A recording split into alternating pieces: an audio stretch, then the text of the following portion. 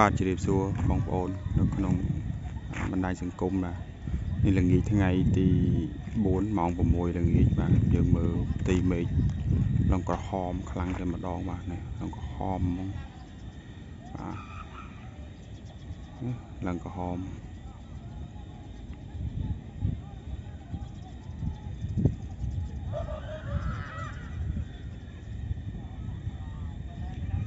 តែមេឃអាប់អួរដោយសារតែមុននឹងហើយជា1ម៉ោងមានភ្លៀងនៅក្នុងភ្នំពេញអញ្ចឹងនេះដូចជាក្រហមឆ្អិនឆ្អៅមែនតើបាទយើងមើលទៅនេះ